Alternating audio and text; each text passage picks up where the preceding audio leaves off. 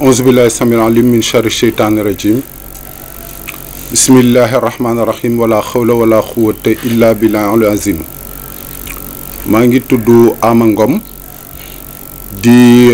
secrétaire général national à l'organisation de la Jamaatu Nasri Tarixatul Qadriya, en même temps coordonnateur national de l'encadrement du Khalif.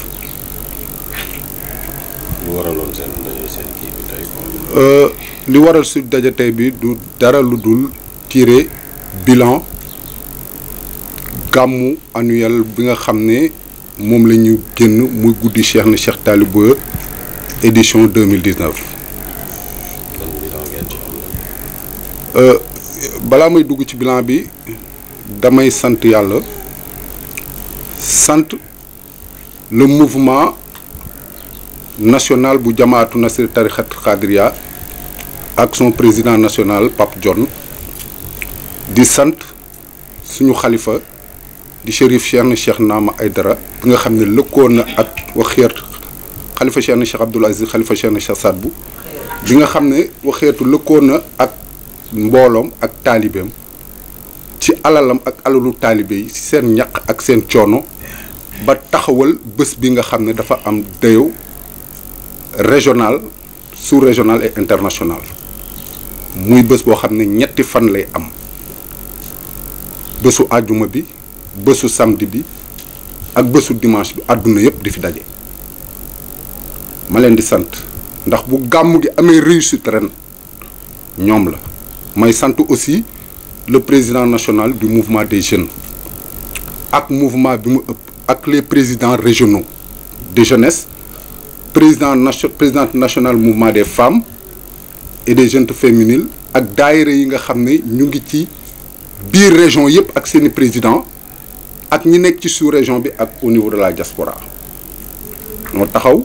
seen alal seen ñaq seen coono defar bés bi nga xam ne mooy suñu sag ñun ci biir Sénégal ak àdduna ak li ko wër.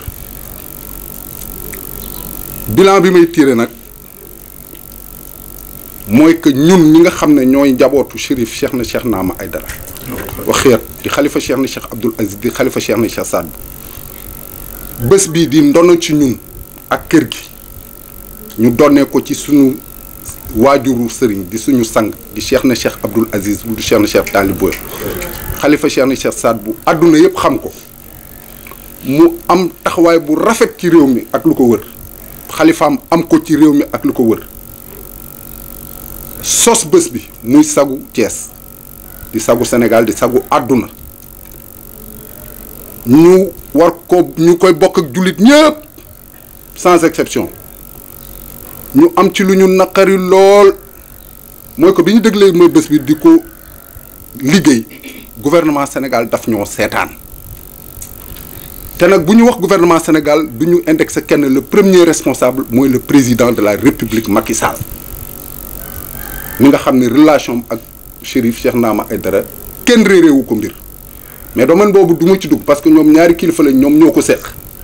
mais ñun taalibe yi ñun en question man mi nga xam ne maay coordonné lépp. ma gis ci ay faay mu naqari ma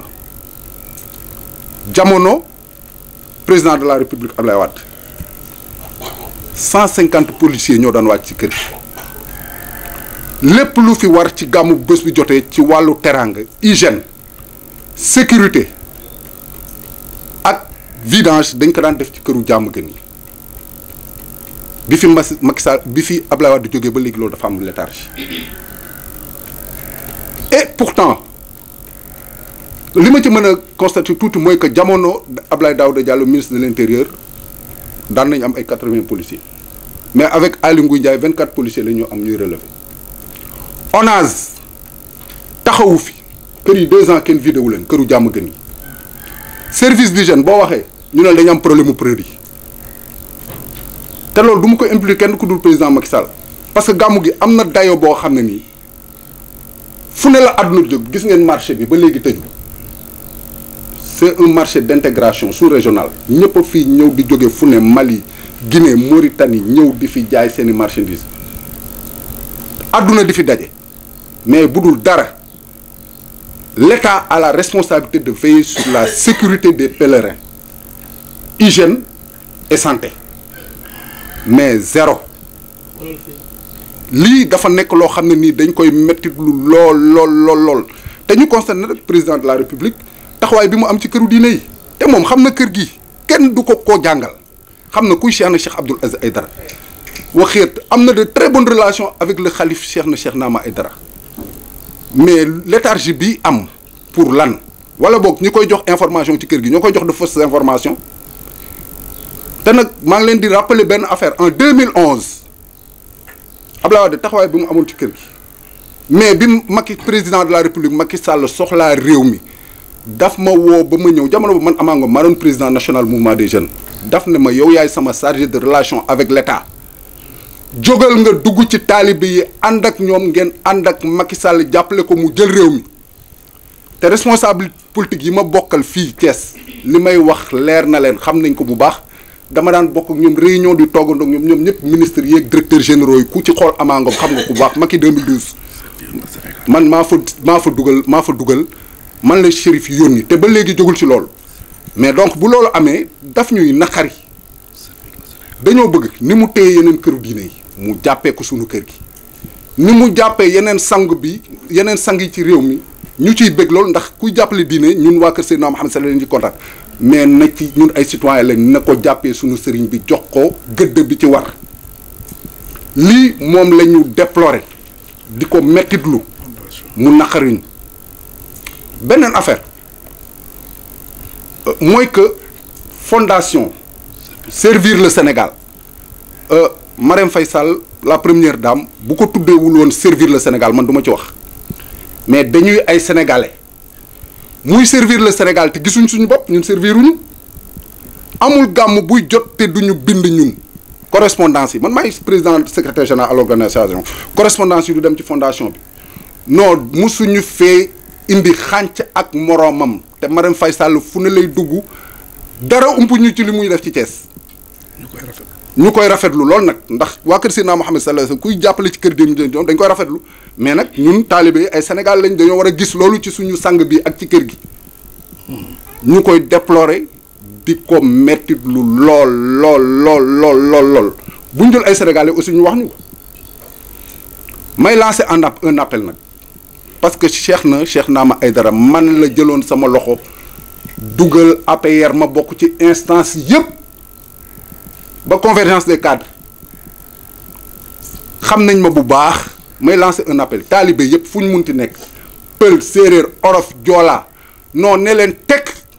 ngeen toog déglu leen ma bu baax parce que man maay chargé relation politique mouvement ba ma waxaat leen ba ñu reconsidérer waat suñu relation avec le président Macky Sall ak aussi mouvement bi avec le gouvernement lii moo doon loo xam ne nii maa ngi leen koy xamal di remercier nag amul benn institution boo xam ne nii dugal na loxoom ci gàmmu gi wala ministère ñett ñii moom dama leen di lim parce que ñun dañuy wax ne ku sakk jëf doo gor Sénélec le directeur général ñëw na ci gàmmu gi le directeur général de la LONASE ñëw na ci gàmmu gi Siré Dia le directeur général poste def noonu li ko war ci gàmmu gi lii ma koy xamal nit ñi ñu dégg ko bu weesoo loolu billet màkk yi nga xam ne dañ koy dugal ci këru diine yi non bi ñëwee au pouvoir ba léegi billet màkk duggul ci kër gi fii ñu ne Cheikh Naama Aïdara lañ ko jox pour ay taalibeem te pourtant ñu ngi koy def ci yeneen këru diine yi te màkk nag bu ñu koy dem waa kër Seydina Muhammad ñoo tax sallallahu alayhi wa sallam man maa fi dem màkk dégg naa ñu naan parti bee ma yóbbu ma benn parti yóbbu ma màkk sëriñ bi yóbbu ma màkk sama directeur général moo ma yóbbu màkk lii dama bëgg mu leer ci taalibe yi ak nit ñi ma bokkal parti directeur général ARTP moo ma yóbbu màkk mooy sama DG amul keneen lii damaa bëgg mu leer gàmmu gi li fi dugg taalibe yee ko fi def lii laa amoon lu may wax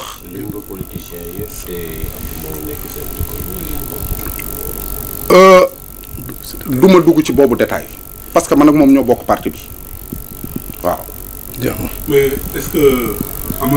amaloon ngeen CRD avant ngeen di taxawal gàmmu gi. CRD bi ci ngeen di ñaxtu yooyu ay parti bi waaw. affaire CRD jamono Ablaye Wade ay CRD lañ daan am fii di ko tenir gouvernance c'est la première fois histoire gàmmu Chérif Cheikh Abdoul Aziz Aïdara ñuy def CDD CRD amul man maa fëgg buntu gouverneur rencontré ko pour wax ak moom ci gàmmu gi mais CD niveau départemental la ñu yóbbu waaw. Khalife de Cheikh na Cheikh Saad. Bon, en fait, l'intérêt de ce point de presse, c'est pour tirer un bilan, le bilan du Gamou de Cheikh na Cheikh Abdoul Aziz Aïdara Khalifa Cheikh na Cheikh Saad Bou, édition 2019, qui dure 3 jours chaque année. Le jeudi, non, le vendredi, le samedi et le dimanche. Et qui réunit l'ensemble des fidèles, tant au niveau régional, au niveau sous-régional, donc, et sur le plan international, au niveau de la diaspora. Les pèlerins viennent de partout. Et ce gamou, en grand remerciement à l'endroit de notre président national et du mouvement, Pape John, et aussi du khalife en question, qui ont mouillé le maillot en moyens financiers, matériels et aussi intellectuels pour l'organisation de ce gamou. N'eût été ce gamou n'allait pas connaître de réussite, mais Dieu merci. Et ce que nous déplorons, c'est qu'en fait, les institutions gouvernementales n'ont pas mis du sien dans l'organisation de ce gamou. À tous les niveaux. Hein. Et pour ce, j'interpelle le président de la République, Macky Sall, qui connaît la maison, qui connaît l'historique de la maison, et qui a des rapports avec le calife. Mais ça ne nous intéresse pas. Ces deux grands responsables, ils gèrent leur... Mais nous, en tant que Sénégalais, nous déplorons avec fermeté, je dis bien, le comportement du président de la République et de son gouvernement et de ses institutions par rapport à l'organisation de ce gamou. En fait, sur ce, je relègue que 3 institutions seulement qui ont mis leur participation dans cet événement, de grandes envergures, de dimension internationale, qui suit le directeur général de la Sénélec, Mokhtar Cissé, le directeur général de la Poste et le directeur général de la LONASE. 2 ans, et qui dit gamou de cette dimension, parle de la sécurité et de l'hygiène des pèlerins. Ça fait 2 ans. Le quartier, les maisons n'ont pas été curées, les fosses. Et du temps du président de la République, ça se faisait. Ça fait 2 ans, les services d'hygiène n'ont pas désinfecté les maisons qu'abritent les pèlerins. Et ça, c'est du ressort de l'État, de veiller sur les sécurités publiques et individuelles. Et qui dit sécurité publique et individuelle parle de santé et d'hygiène. En ce qui concerne la surveillance sécuritaire, du temps d'Ablaye Wade, du président Ablaye Wade, on avait 150 policiers. Le président Macky Sall arrive au pouvoir. Le ministre Daouda Diallo, à l'époque, a fait le tout pour essayer de maintenir le cap. Nous envoyait 80 policiers. Mais avec Ali Ndiaye, cet événement, on a eu 24 policiers qui ont relayé pendant 3 jours. Quand 24 policiers montent aujourd'hui, le lendemain, il y a une relève de 24 autres. Mais nous demandons, nous, en tant que fils de ce pays, une considération à l'endroit de ce mouvement religieux de grande envergure et aussi à l'endroit de notre khalife, Cheikh na Cheikh Nama Aïdara, qui ne cesse de lutter pour la paix et la sécurité à l'intérieur de ce pays. A posteriori, j'interpelle la première dame, fondation. N'eût été la nomination de sa fondation Servir le Sénégal, je n'y parlerai pas. Mais cette fondation se nomme Servir le Sénégal. Et qui dit servir le Sénégal, dire servir les Sénégalais. Et nous, autres talibés, disciples de Cheikh na Cheikh Nama Aïdara, de Cheikh na Cheikh Abdoul Aziz Khalifa de Cheikh na Cheikh Saad Bou, nous sommes des Sénégalais. Pourquoi les appuis que la fondation fait à l'endroit des autres familles religieuses et que nous appelons, il ne le fait pas à l'endroit de nos événements. Ce n'est ni Korité, ni Tabaski, ni Tamkharit, rien ne nous vient de la fondation. Et ce que nous déplorons. Et qui dit servir en l'endroit des activités religieuses doit passer a priori à la famille prophétique. Et cette famille est imminemment, incontestablement des origines du prophète Mohammed sallallahu alayhi wa sallam. Et l'histoire du Sénégal en a des preuves d'illustration. De par notre vénéré guide Cheikh Abdoul Aziz, et que ceci est consolidé aujourd'hui par son calife, son très beau et généreux calife Cheikh Nama Aïdara. C'est ce que j'avais à dire. D'habitude, vous tenez des CRD si vous me posez cette question, j'ai un pincement de cœur.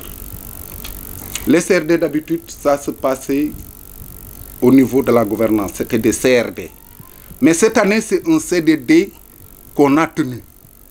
On nous a relégués au niveau départemental. Ce que je déplore, en fait, n'eût été mon courage que j'ai pu taper la porte du gouverneur pour coordonner certaines choses. On est vraiment désolé. Et rappel encore au président de la République. En 2011, quand c'était compliqué,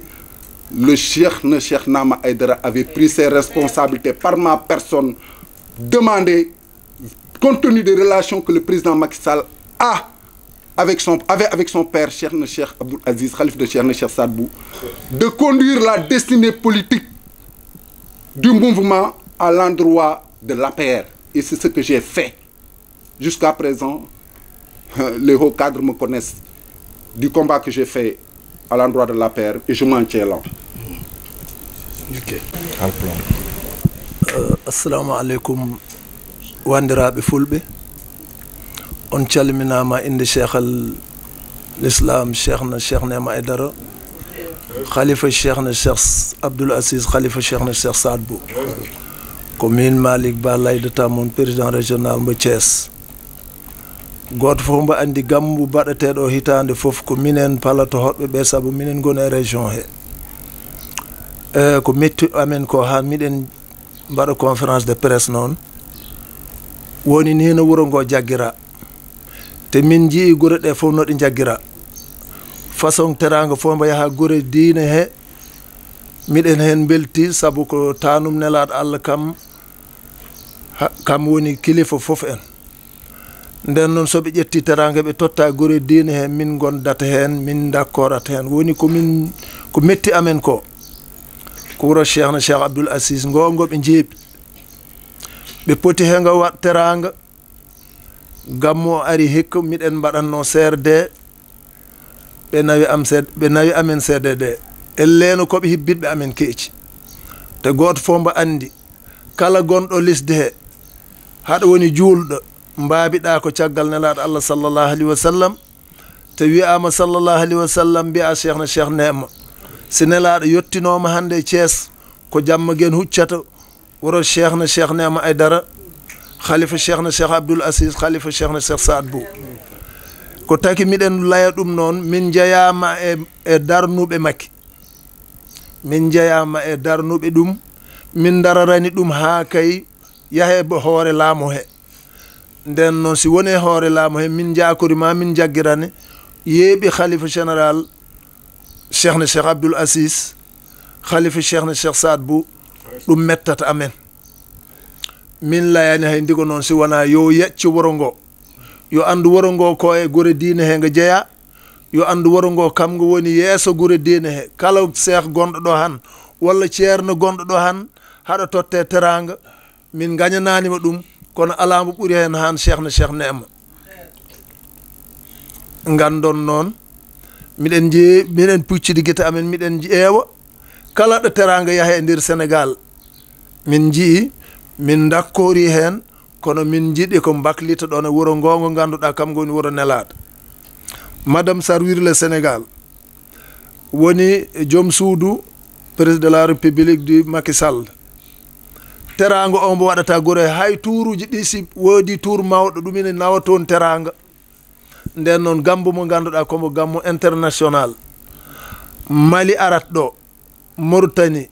Guinée, Gambie, hay yimɓe wonɓe caggal lesdi kamɓe pop ɓe garat kala marchandise mo jiɗɗa si gammu Cheikh na ari sa ari jamma gen tawamba ɗo nden on gammu mo natti won gammu national comme gammu international miɗen mbiya président kame hoorem elleno ɓe neli ɓe layanani ɗum ko noɓe darorani cheikhna si tawi ɓe layanin ɗum noɓe darorani cheikhna miɗa sikki tan ma yecci wuro ngo saabu hakkude mum cheikh nama miɗen ɗum gandi hakkude cheikhna cheikh Abdoul Aziz e Sénégal ko waɗi ko e lesdi he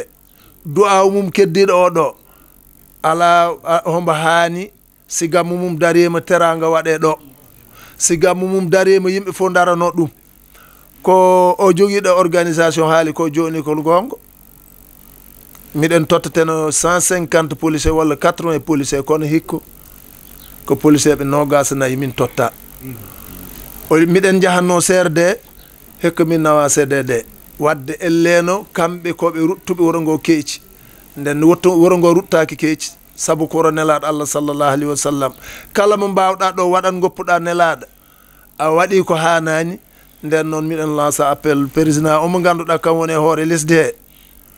yo yecci wuro ngo minen kan min ngala si wona cheikh ne ama aydara kala mbo jaggi ɗum min jagguma kala mbo yolbini ɗum min gaccuma ko ɗum woni gonga min gondi tan ko cheikh nam min gonde cheikhna cheikh Abdoul Aziz o mo ganduɗa ko waɗi ko lisde hay goto humpaka ɗum nden noon yo on gandu meni min kette mum yoɓe laydo mum yoɓe jecca ɗum saabu min jeeyama darnuɓe gouvernement gonɗo ɗo